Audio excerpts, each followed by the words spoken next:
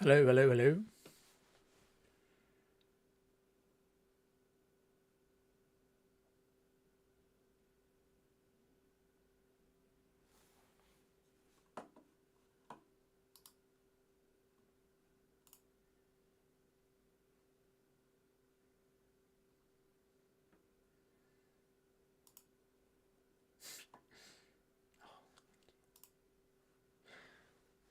Hello?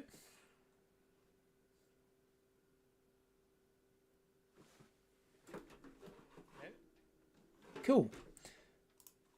Okay, so welcome to Learn Svelte, or the basics. This is going to be a tutorial where I go through the official Svelte dev tutorial that they have on their website. You can find it if you search Learn Svelte on Google. It'll be the first thing that pops up. And I'm going to work through all of it, walk through it, talk through it. I've used Svelte before, but never gone through their tutorial. So that's my background. I create flashcards as I go, and if there's something I don't understand, I usually write a flashcard about it. You can see them in the description. And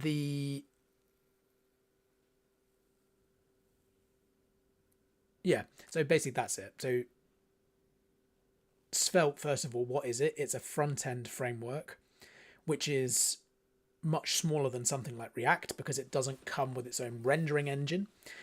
The React rendering engine, in fact, I could just look it up now, how...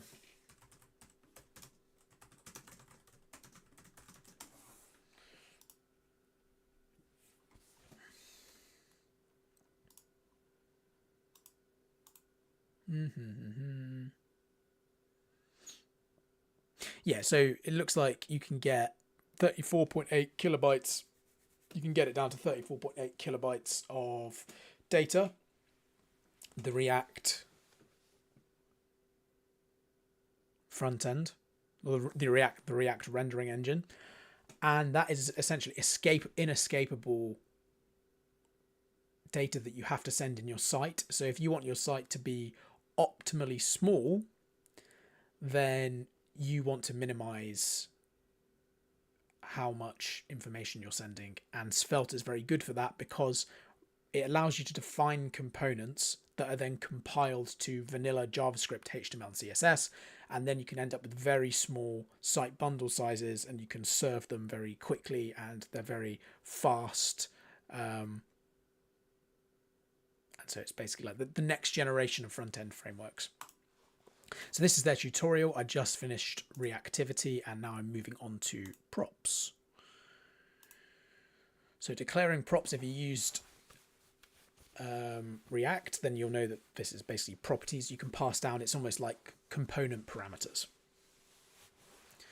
So far, we've dealt exclusively with internal state. That is to say, the values are only accessible within a given component. In any real application, you'll need to pass data from one component down to its children. To do that, we need to declare properties, generally shortened to props, in Svelte. We do that with the export keyword. It's interesting they call it props. I suppose it separates it from parameters, but they basically are just parameters for a component. Okay. Answer equals blah. So I can see here, let answer. The answer is answer.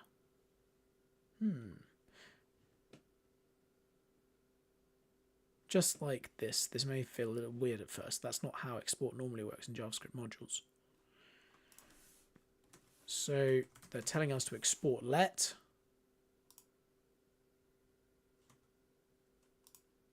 And they don't like that for some reason. Yeah, that's fine. What? It is fine. Yeah. The answer is 42.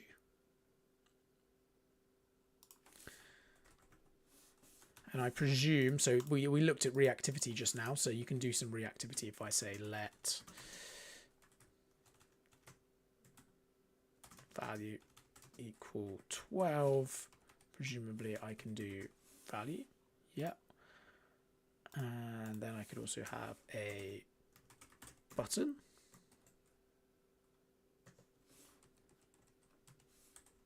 high. And I can do on click. I can have the function up here. What can I do? Const. I don't know. Change val.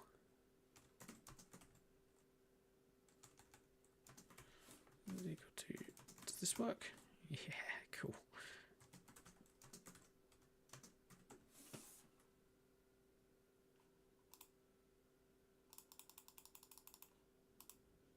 Oh yeah.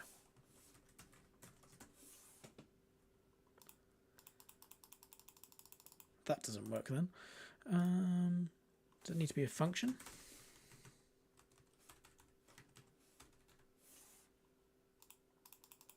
No.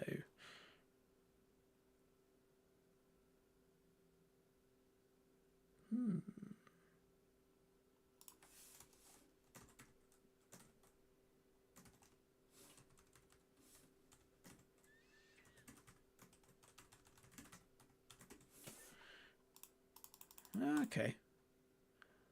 On click. Change val doesn't want to run. So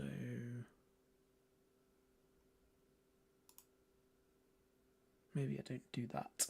Maybe I do something else.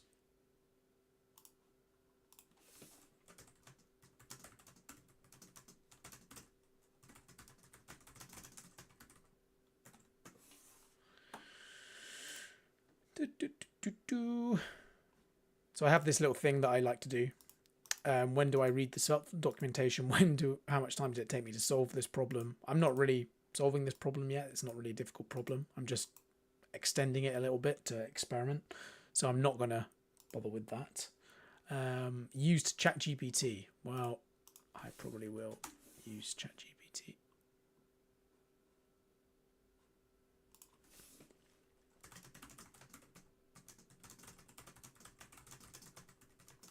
So for this problem, I have used ChatGPT once. Button on click equals. Maybe I should have known that right from the off. Nice. Don't need that then. And rather than do this, let's check. Does const change val equal? Does that work? It does. Cool. Okay, next, default values. We can easily specify default values for props in nested.svelte. If you do the export, let answer equal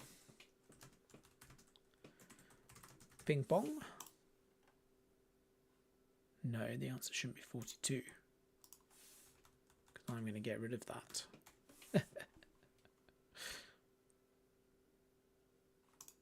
No, they wanted to show me to show both.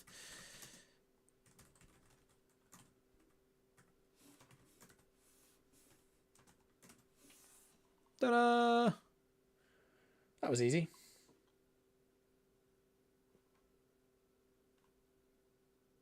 So yeah, for props, you have to have a script at the top of your component, export, list, whatever.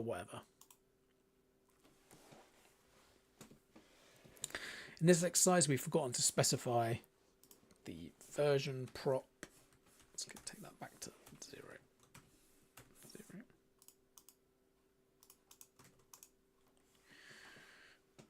Expected by package info.svelte, meaning it shows version undefined. We could fix it by adding the version prop. Package.name, package.speed. But since the properties of package correspond to the component's expected props, we can spread them onto the component instead. Huh. That's nice. So I can do... This is the spread operator, and I guess this is saying name, svelte, speed, blazing, version for website, blah, blah, blah.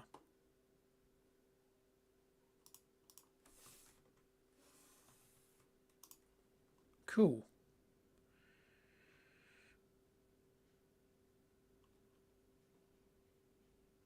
So yeah, if you look at this over here, you can see that this is essentially what this translates to.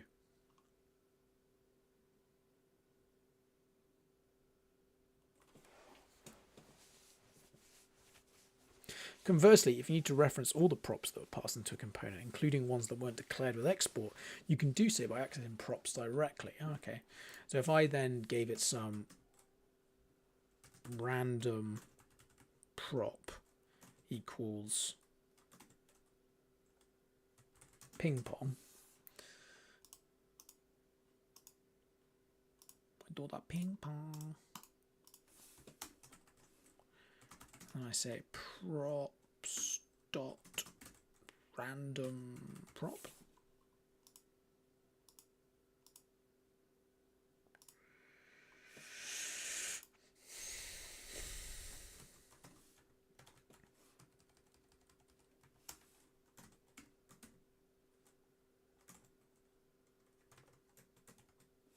Hey, cool.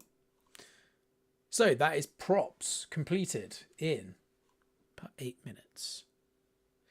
You can sort of see that this is, when I was first learning JavaScript, HTML, CSS, etc., I built a life helping little MVP thing, and managing state and reactivity was so annoying.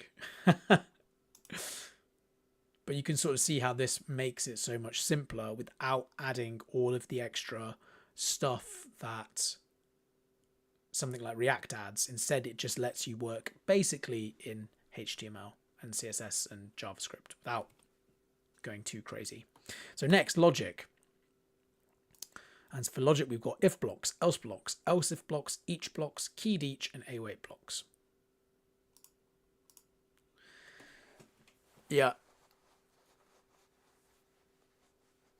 so I guess HTML doesn't always have a way of expressing logic like conditionals and loops. Svelte does. To conditionally render some markup, we wrap it in an if block. Let's add some text that appears when count is greater than 10. So we've got this thing. Does it work? It does. I mean, rather than do that, so it wants this. If count, I'm going to say greater than 7. Then count is greater than 9. Lol. And if.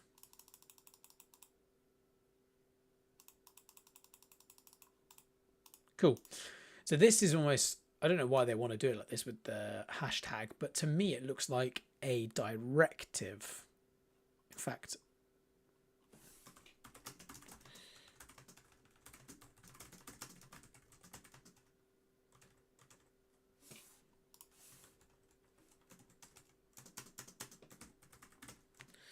button on click equals your function here.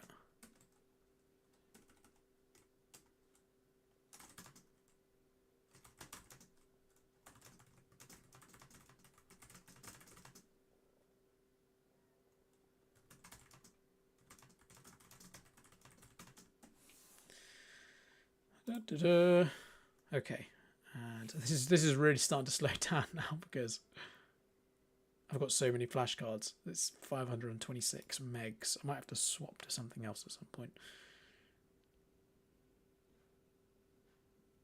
because it is pretty crazy. Anyway, what's I going to look up? Why do Svelte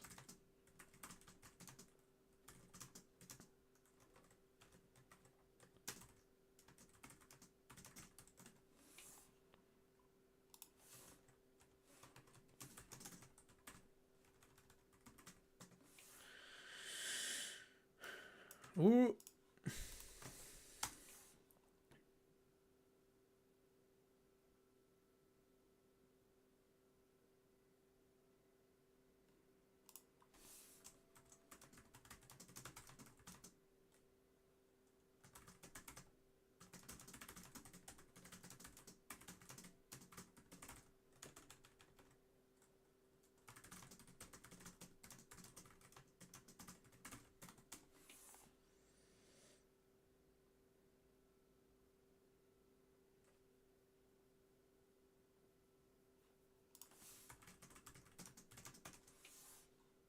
Yeah.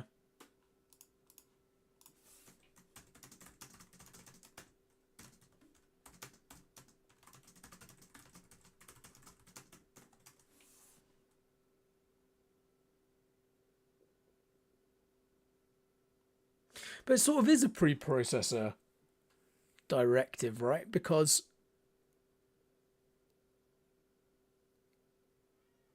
yeah.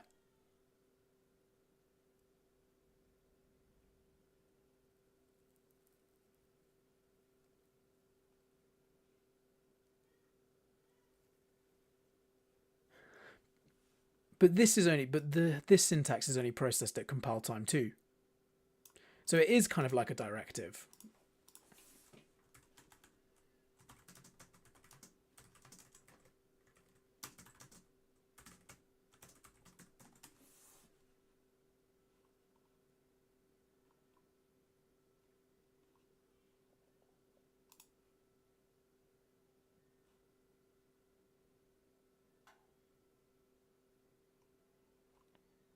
So you can see it gets a bit more complicated.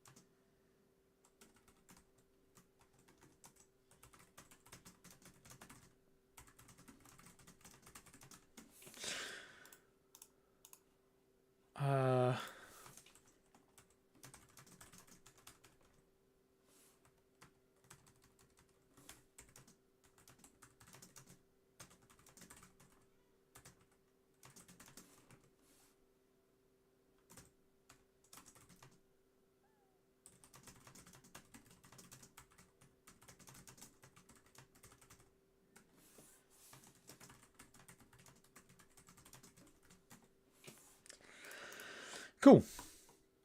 So that's that. Next, else blocks. Just like in JavaScript, it can have an else block. So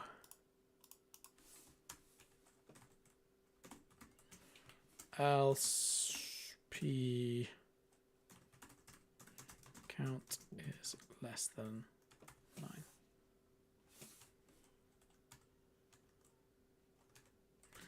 Less than or equal to 10.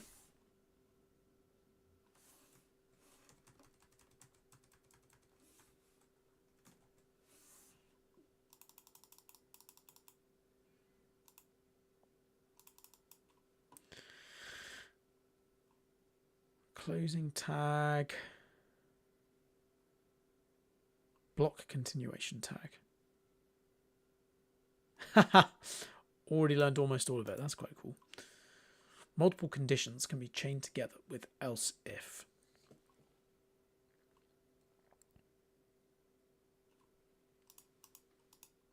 Okay.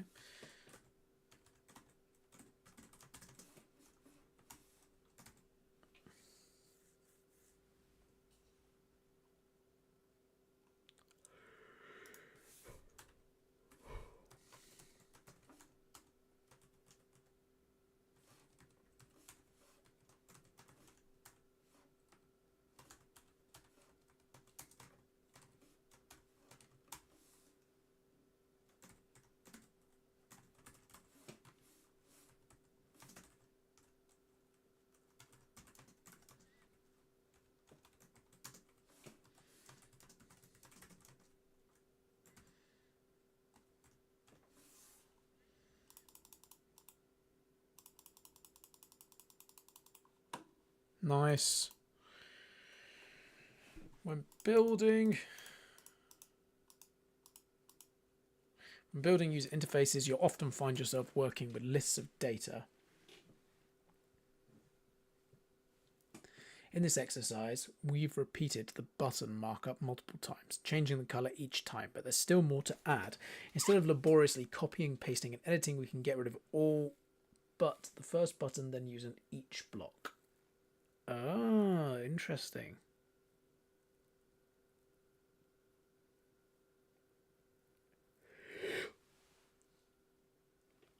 Ugh.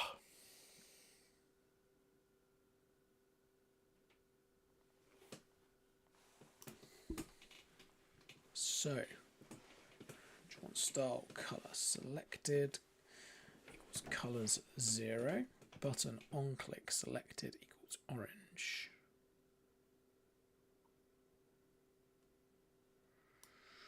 Yeah, screw that. Let's see if I can do it without reading anymore. So it wants me to do div hashtag each dot dot dot colors. And I suppose this to end. It doesn't like it because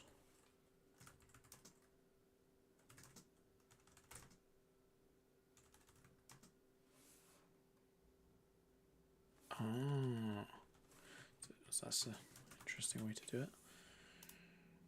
Area label red, background color. Selected goes to color.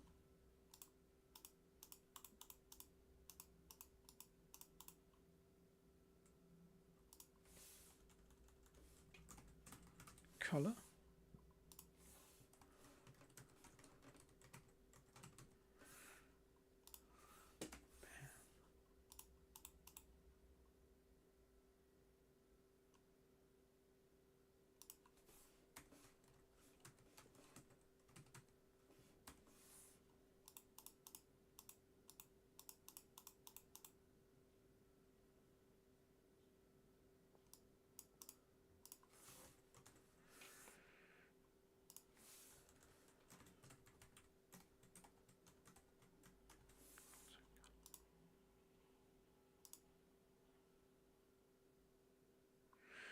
Well, at least that first part worked.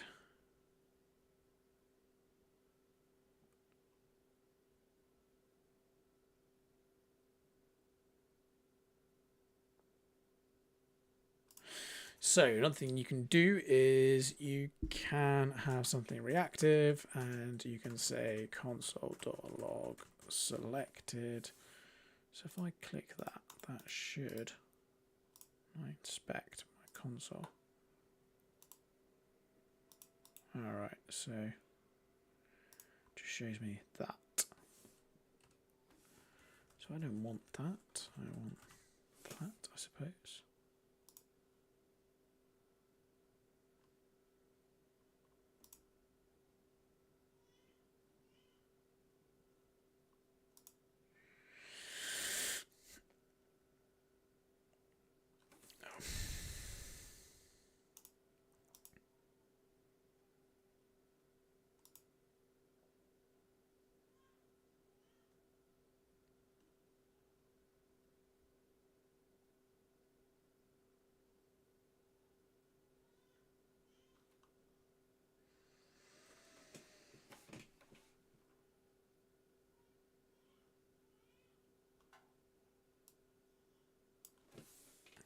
Huh? Oh.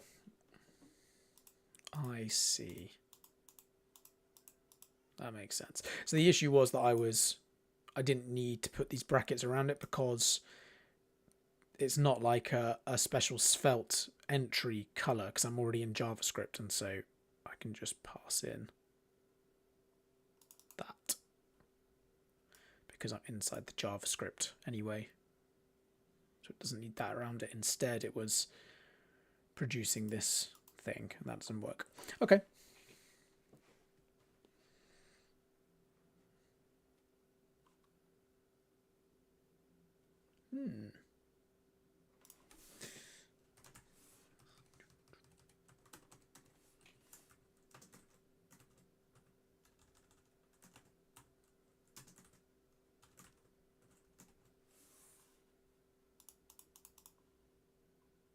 Nice.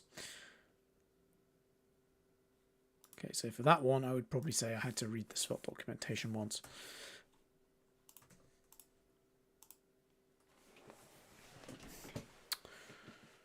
By default, when you modify the value of an each block, it will add and remove DOM nodes at the end of the block and update any values that have changed that might not be what you want.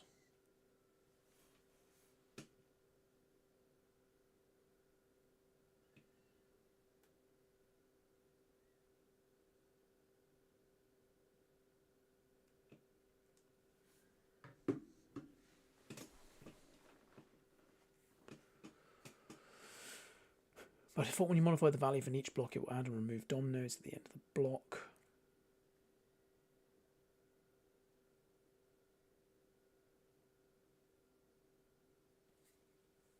Okay, it's easier to show why than explain. The thing component sets the emoji as a constant on initialization, but the name is passed in via a prop. Check the remove first thing button.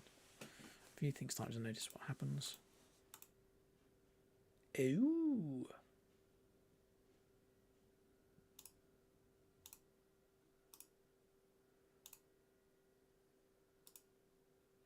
It removes the last component and then updates the name value in the remaining DOM nodes, but not the emoji, which is fixed when each thing is created. Instead, we'd like to remove only the first thing component and its DOM node and leave the others unaffected. To do that, we specify a unique identifier or key for each iteration of the each block. Things as thing.id.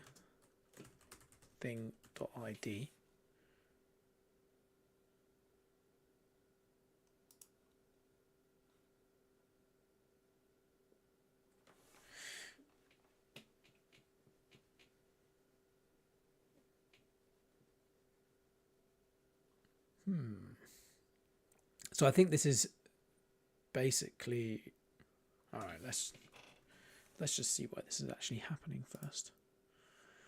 So I've got const emojis, apple, banana, etc. The name is updated whenever the prop value changes, so export let name. But the emoji variable is fixed upon initialization of the component because it uses const instead of whatever. Const emojis. Emoji equals emoji's name.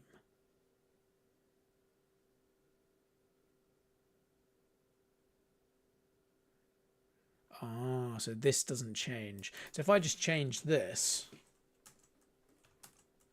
to that not work? Yeah, it does.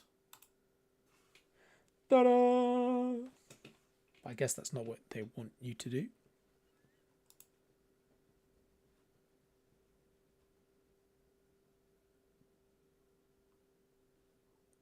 For some reason. So if I come back to here, say thing.id. Here, thing.id is the key which tells Svelte how to figure out what to update when the value's name in this example is changed. You can use any object as the key. Svelte uses a map internally. In other words, you could do thing instead of thing.id. Using a string or number is generally safer, however, since it means identity persists without referential equality. For example, when updating with fresh data from an API server. Yeah, I don't really understand what that's saying, but does this mean then that I could do this? No.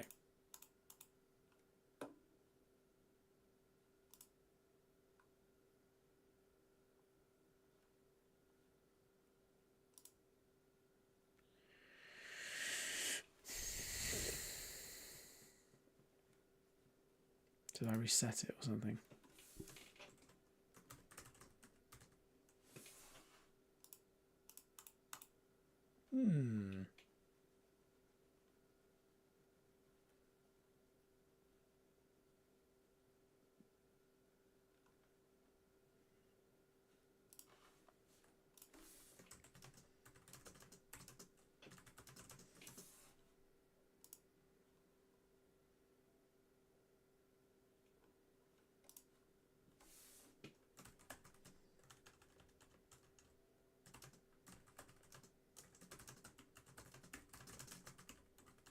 I'm going to leave this one just because I'd rather just make it through.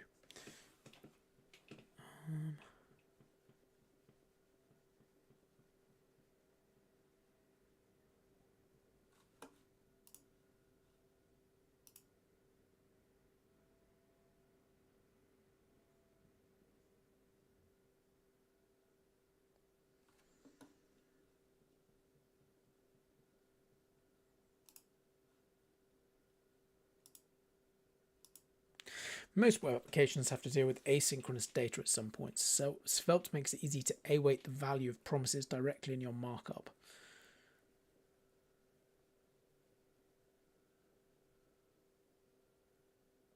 Okay. That's quite cool.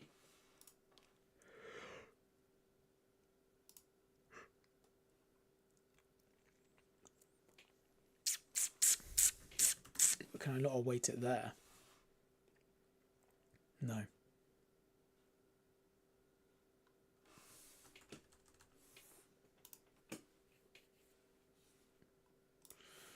So, I can use a directive.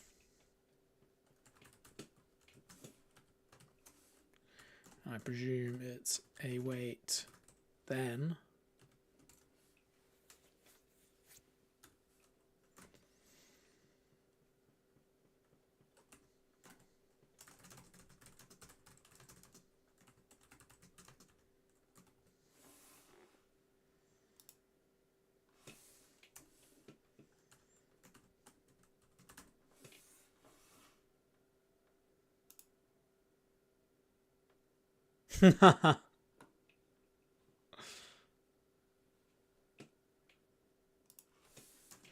I see.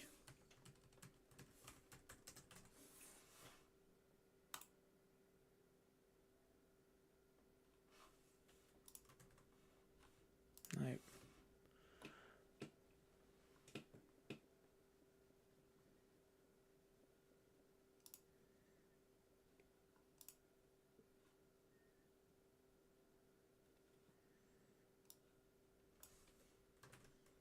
For God's sake, fine.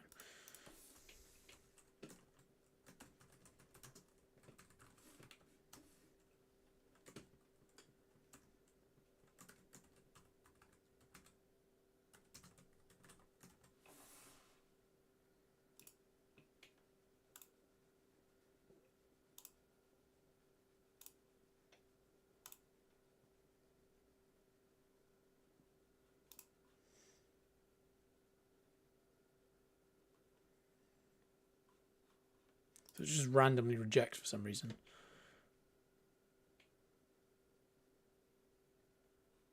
Okay.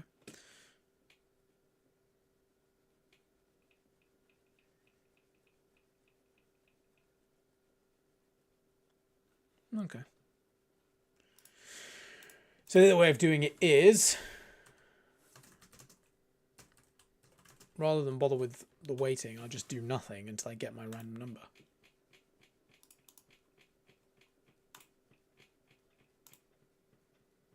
I don't know why it likes numbers in like the 50s and 60s.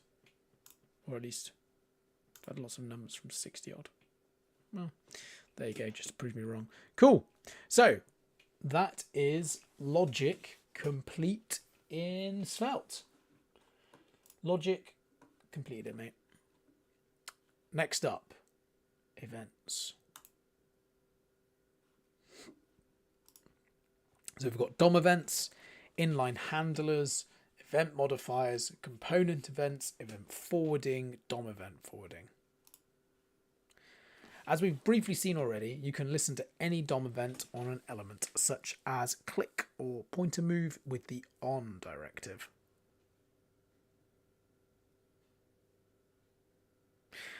That's interesting. I suppose this already sort of exists in HTML, where you can say this stuff. But this does kind of feel... Before I make myself look like an idiot.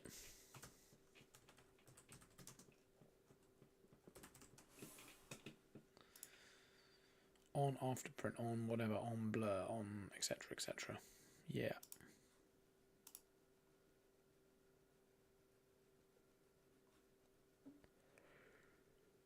Yeah, this is how it's done right now.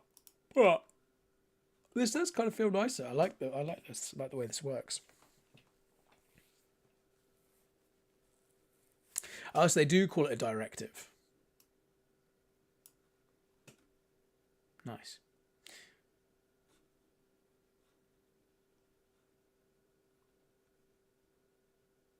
So they want me to do it on this div? No. They want me to say on pointer move handle move.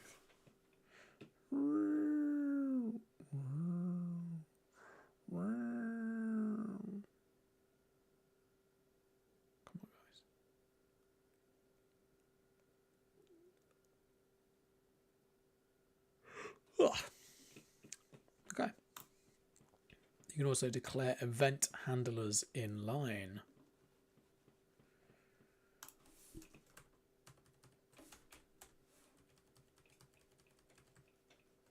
So rather than do that, I can say do this, and I can say, oops, what was the actual function?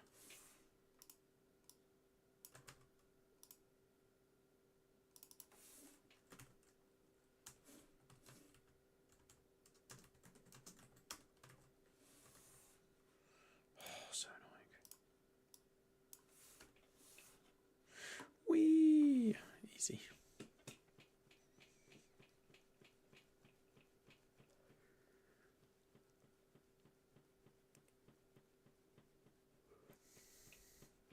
That's cool.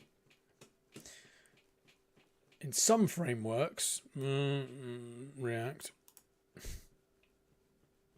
avoid inline event handlers. Yeah. Okay. Next.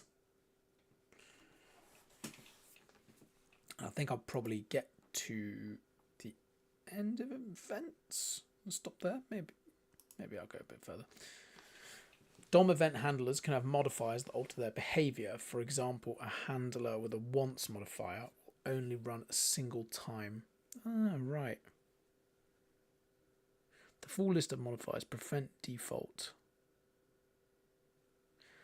stop propagation. Can you have more than one modifier?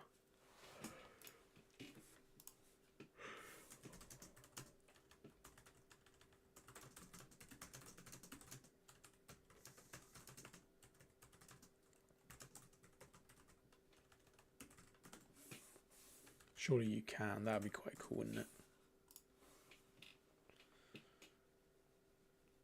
Capture. Oh, you can.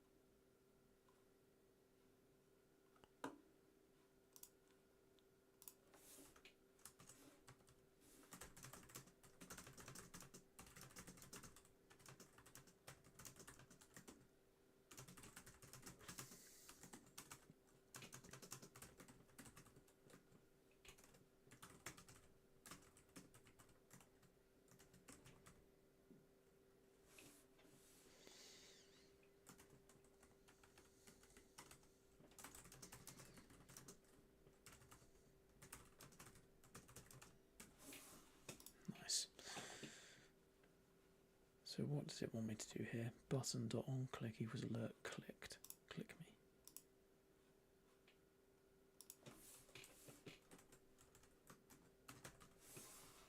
I presume that means only do it once. Cool. Components can also dispatch events. To do so, they must create an event dispatcher update inner.svelte.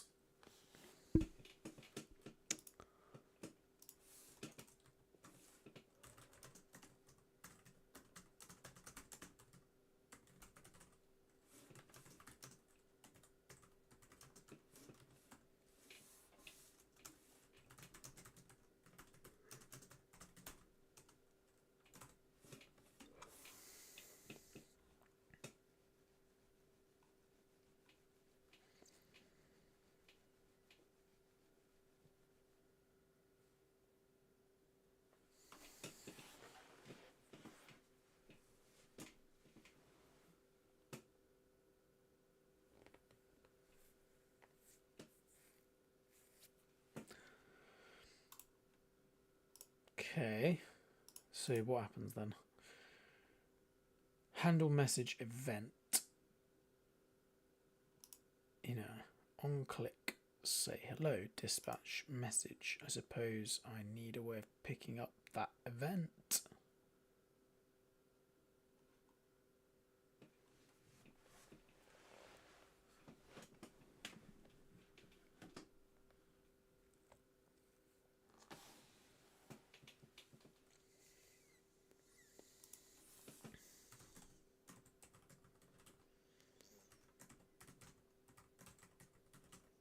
I see. Okay.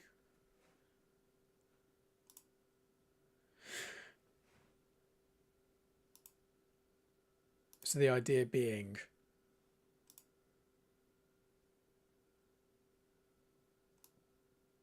you can set up any kind of event returned from a component with onMessage by allowing it to dispatch events from inside of itself.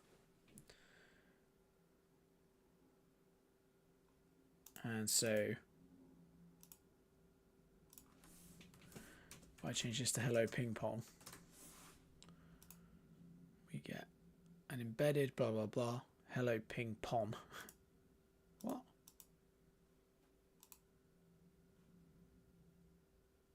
Hello ping pong. No. It says hello ping pong. How have you decided?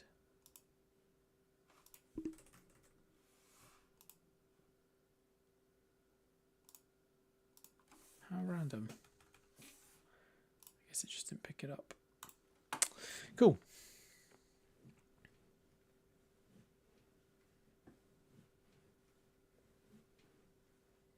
Ah. So if I said that, and then I said on that, I could still, I presume, do things like this. So the name isn't important. And if I try it again, fails. Cool. If I do it like this, do it multiple times, and if I go like that, it does nothing. Nice.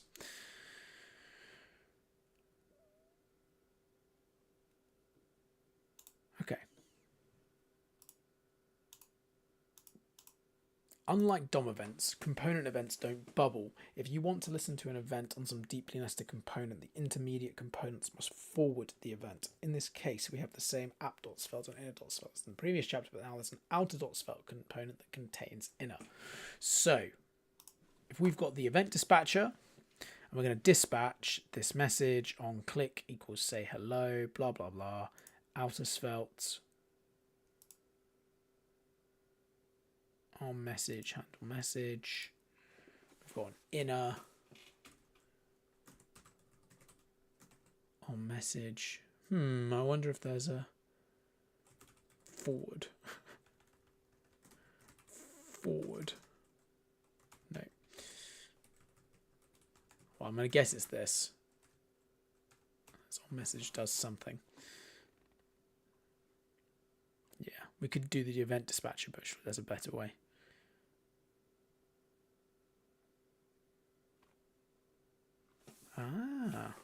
Just a simple on message. Click to say hello. Hello. Hello.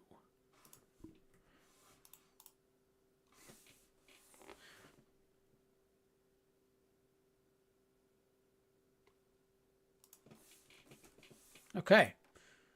Easy enough.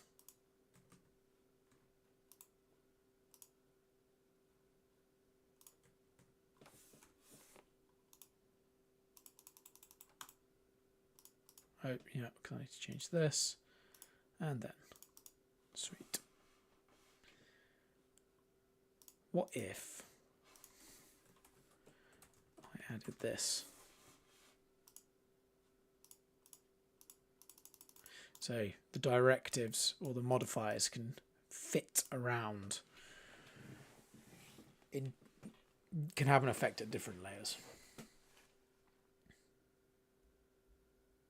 Cool. Event forwarding works for DOM events too. Push, push, push, push. That's cool. Is that actually playing something?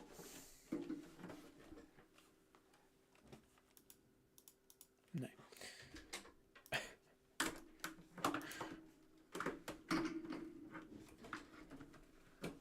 We want to get notified of clicks on a big red button. To do that, we just need to forward click events on the button element.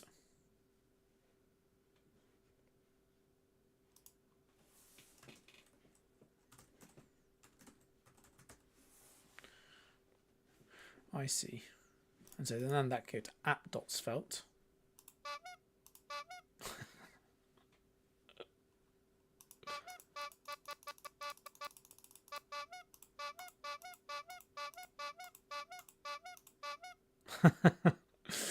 Cool. This is quite neat, isn't it, really? Oh, we're on to bindings. Right, so... yeah, screw it, why not? I presume at some point, if I just get... I'm just going to check what advanced is quickly. Motions, transitions, animations, actions, advanced binding classes and styles, component composition, context API, special elements, module context, miscellaneous, next steps. I'm just going to do bindings. Text inputs. As a general rule, data flow in Svelte is top-down. A parent component can set props on a child component, and a component can set attributes on an element, but not the other way around. Sometimes it's useful to break that rule. Take the case of the input element in this component. We can add an on-input event handler that sets the value of name to event.target.value, but it's a bit boilerplatey. It gets even worse with other form elements, as we'll see. Instead, we can use the bind value directive.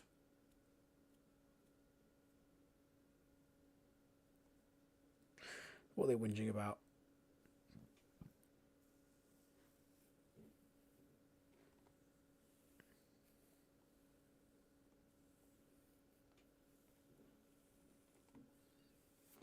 So what are they saying? I could do this.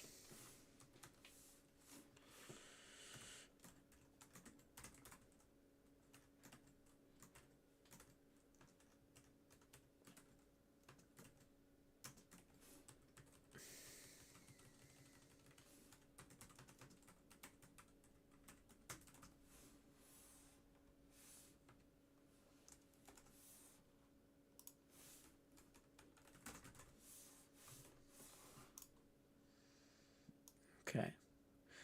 Yeah, I mean, it's not too bad, is it? But maybe it's not as pretty as it could be. What happens if I get rid of this? Nothing.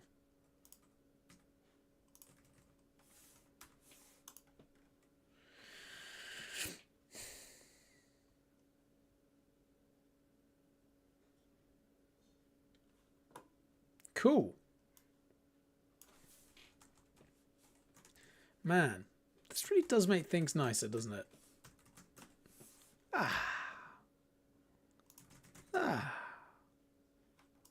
I guess behind the scenes, when they compile it, it does go to that boilerplate, but it just means that when you're writing it, you don't have to do the boilerplate, because HTML was not made for this sort of reactivity stuff. Stores. Numeric inputs. In the DOM, everything is a string. That's unhelpful when you're dealing with numeric inputs. Type equals number and type equals range, as it means you have to remember to coerce input.value before using it. With bind value, Svelte takes care of it for you. Oh, wow.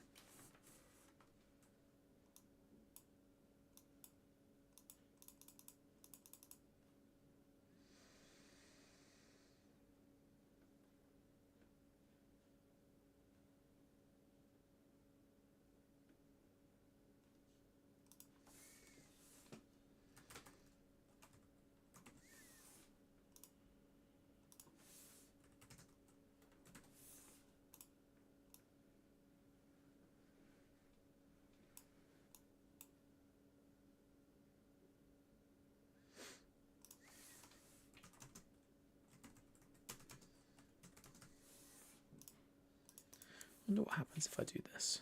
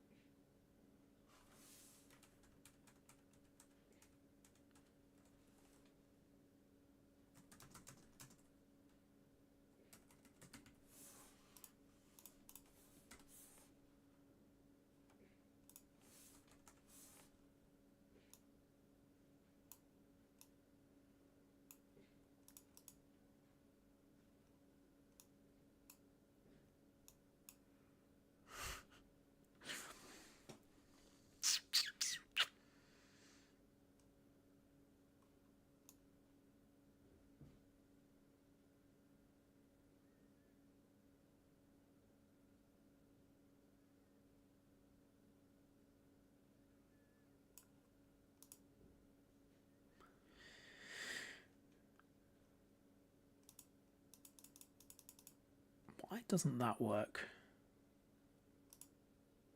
I have to do it like this or something. Whatever. I made it work. Checkboxes are used, well, I didn't make that thing work, but I made the other thing work. Checkboxes are used for toggling between states. Instead of binding to input.value, we bind to, I feel like I have to do this now. No, I've lost it. Doesn't matter.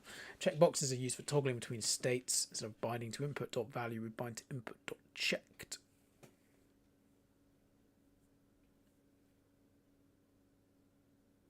Checked equals yes. Okay.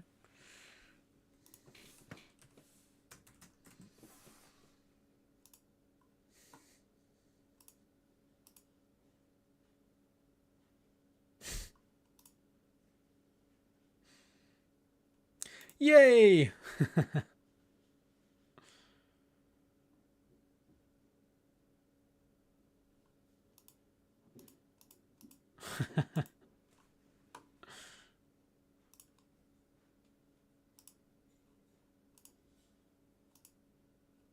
So you bind values with select elements.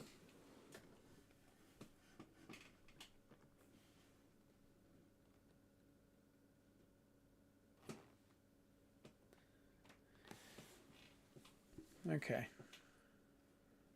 Questions equals this. Let's selected equal that. Where's the thing? Submit, select, bind. Where did you go to school? Where's your mother's name?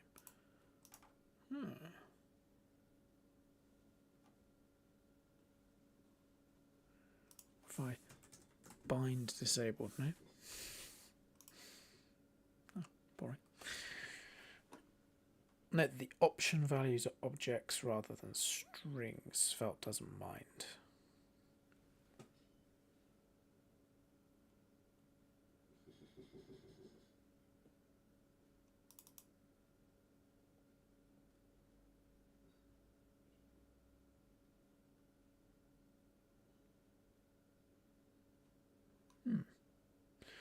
Because we haven't set an initial value of selected, the binding will set it to the default value.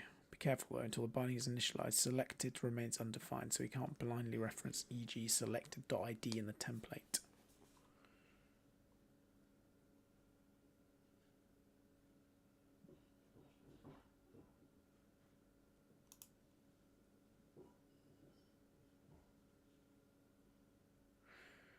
where it doesn't say waiting.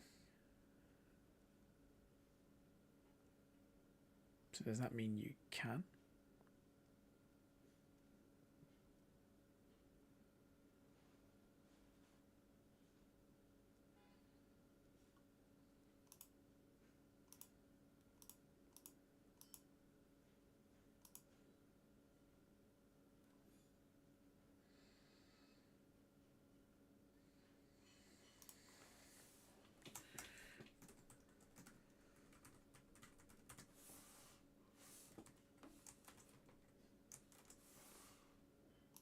So that causes an error for some reason.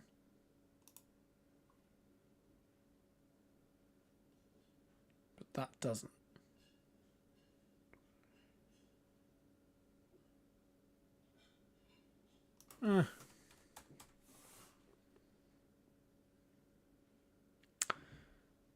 So does it, when it auto selects that, it sets selected as soon as that loads, potentially? If you have multiple type equals ready or type equals checkbox inputs related to the same value, you can use bind group equals scoops along with the value attribute.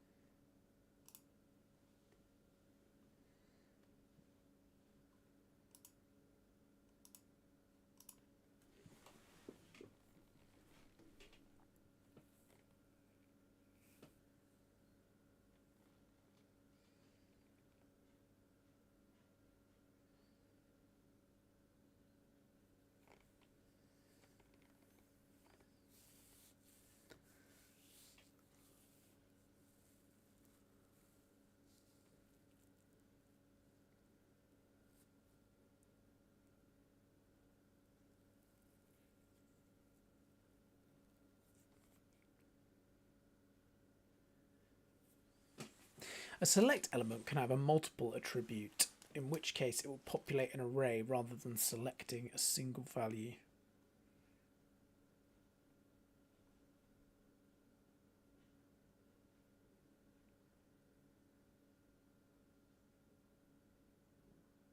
What?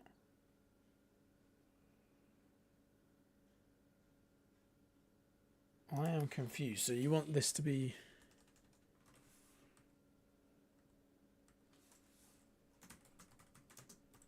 select multiple bind value.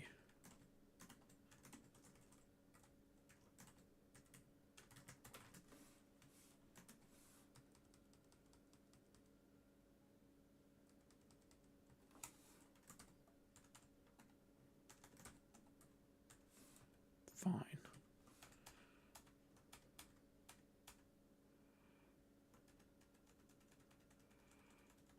So it's just as a neater way of, whoops, putting it. A shorter way of doing it.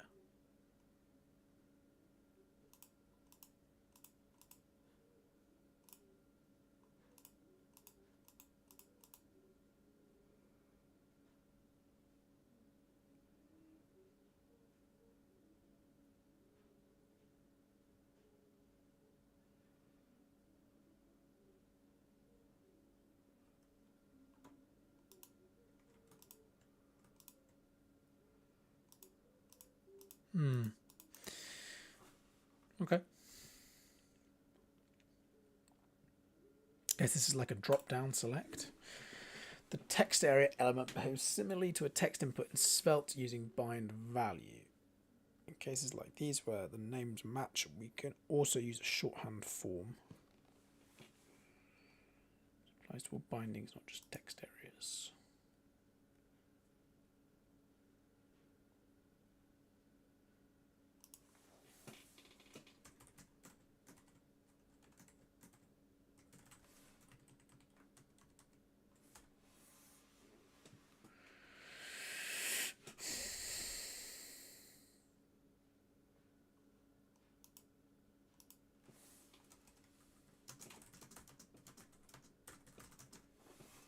Cool.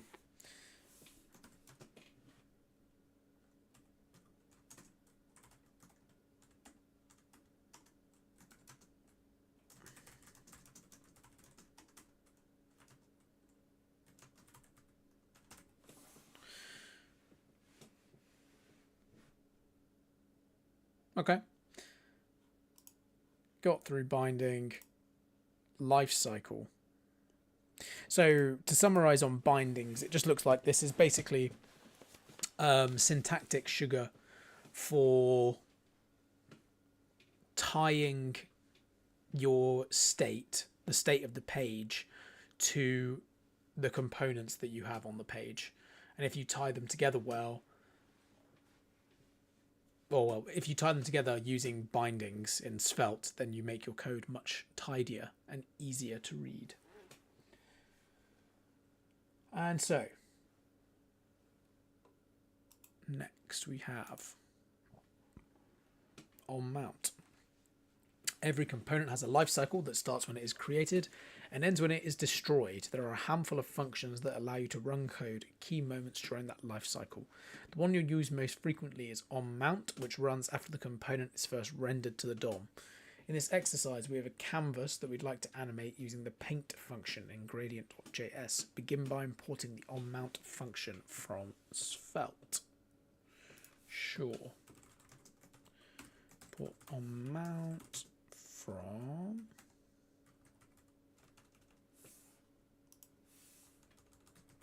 Svelte. Then add a callback.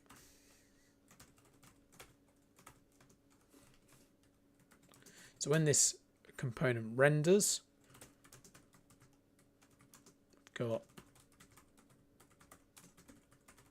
surely there's got to be a better way of doing query selection than this. Sure, I don't have to do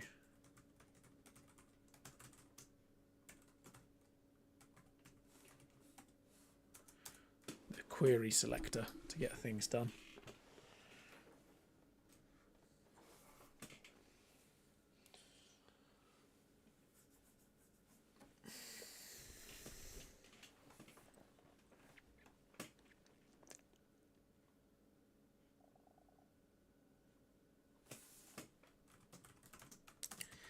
Request animation frame function loop t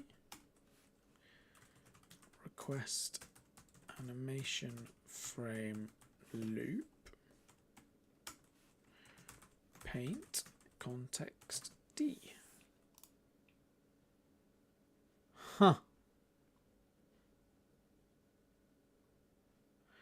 if there's a way of doing that faster.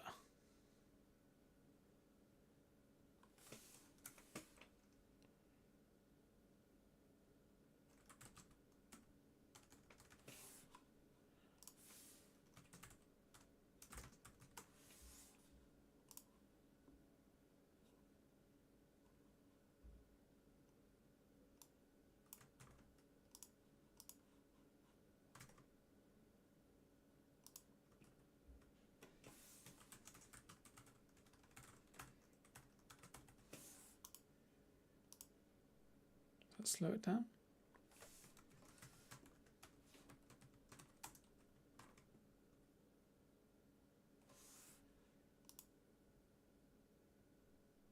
No.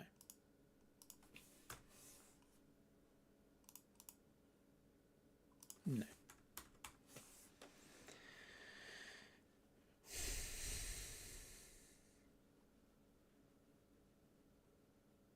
Aha!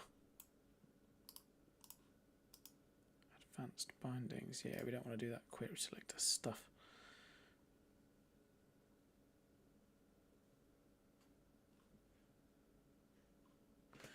So far so good. You should see gently undulating colours in the shape of the logo. But there's one problem, the loop will continue even after the component has been destroyed. To fix that, we need to return a cleanup function from onMount.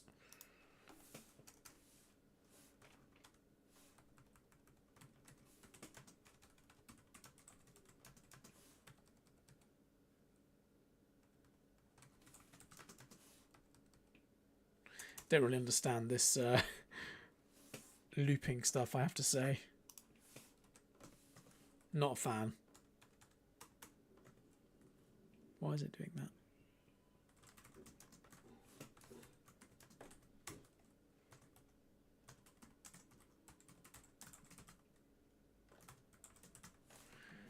How is that just a normal thing that you can use? It's because I've imported gradient.js. Okay, that's that. Before update and after update. Before update function schedules work to happen immediately before the DOM is updated. After update is its counterpart used for running code once the DOM is in sync with your data. Together, they're useful for doing things imperatively that are difficult to achieve in a purely state-driven way, like updating the scroll position of an element. Oh, God! I'm slowly starting to get quite bored of this.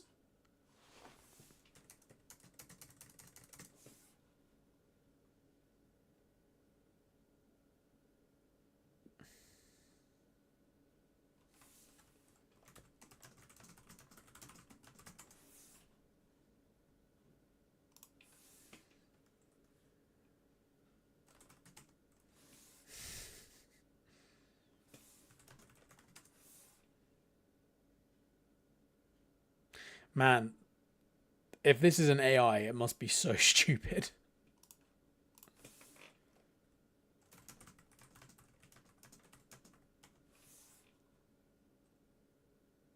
Okay, it's not an AI.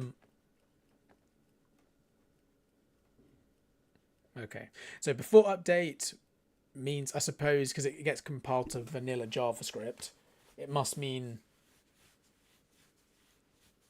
every single time it updates, it looks inside of your before update function and sees if it needs to run it, and then after update, it does the same thing. So this Eliza chatbot is annoying to use because you have to keep scrolling the chat window. Let's fix that. Let auto scroll. Let div. Let auto scroll equal false. I don't know why I would want to set that to false, but before update, determine whether we should auto scroll once the DOM is updated. Div.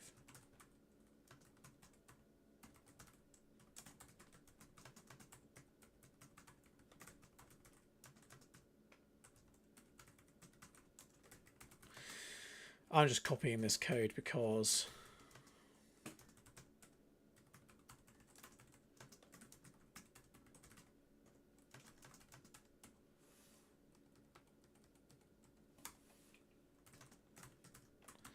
I don't really know why I have to do this stuff. I'm not a front-end engineer, really. Okay, well, at least it does it now. So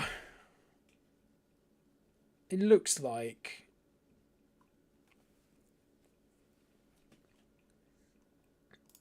div is being set somewhere. Something's happening to div. Div. Oh yeah, div. So I'm binding. So this div here, I'm using bindings to bind it to the div value at the top. And in doing so, I basically get this object, I suppose. This is nice, actually. This is quite clever. Rather than doing query selector, whatever, this is a much better way of doing it. I presume that's what they're going to tell us later on. Yeah, that's really nice. Makes life so much simpler. So yeah, so bind this equals div. And then I can check and see if I have the div. Scrollable distance is whatever the div scroll height is minus the div.offset height. And I don't know what those things are, but basically this lets me decide if I need to scroll further down. Bosh.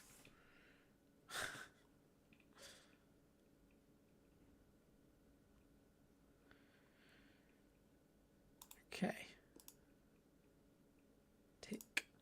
The tick function is unlike other lifecycle functions in that you can call it any time, not just when the component first initializes. It returns a promise that resolves as soon as any pending state changes have been applied to the DOM, or immediately if there are no pending state changes.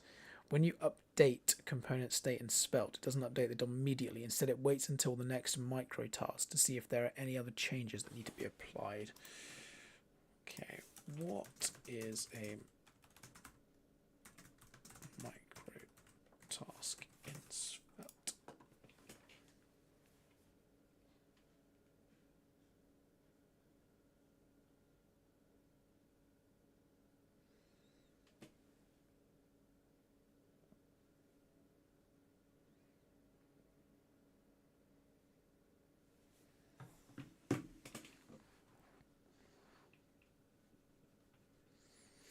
The tick function.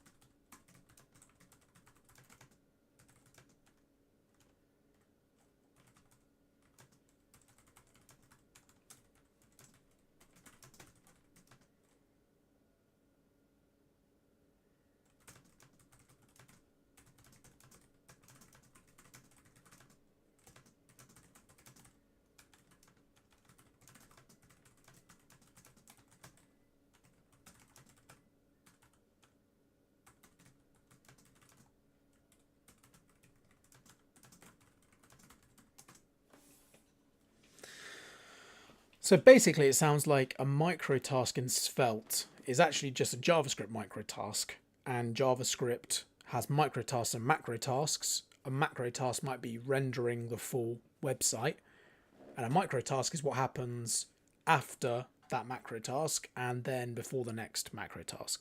And because Svelte basically just says, well, I'm just going to hook into that and send all the state updates as microtasks, then they get batch processed, which is really nice because I guess React does something similar, except it explicitly does it. It does it itself. It doesn't rely on the JavaScript engine to do that, which means it's a layer of abstraction above what the JavaScript engine's doing. That's really cool. I guess another way that Svelte keeps itself really minimalist.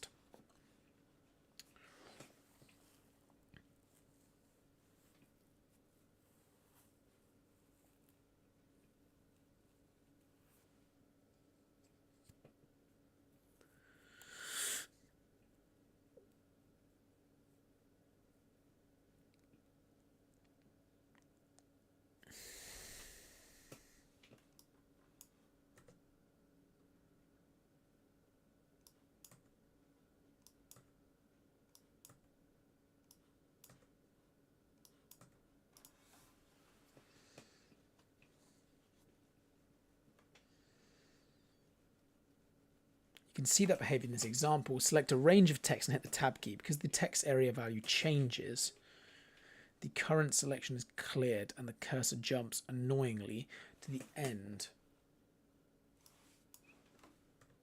You can fix this by importing tick.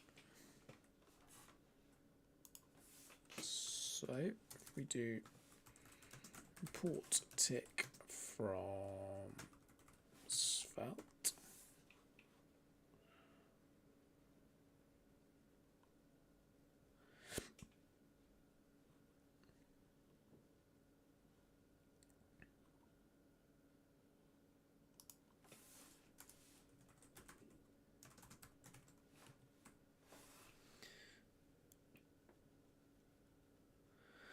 we can fix this by importing tick and running it immediately before we set this dot selection start and this dot selection end at the end of handle key down. Oh, this is handle key down.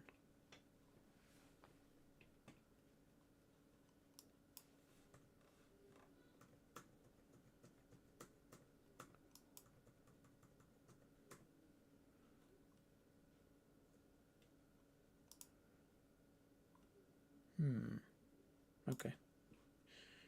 Stores. Almost made it through.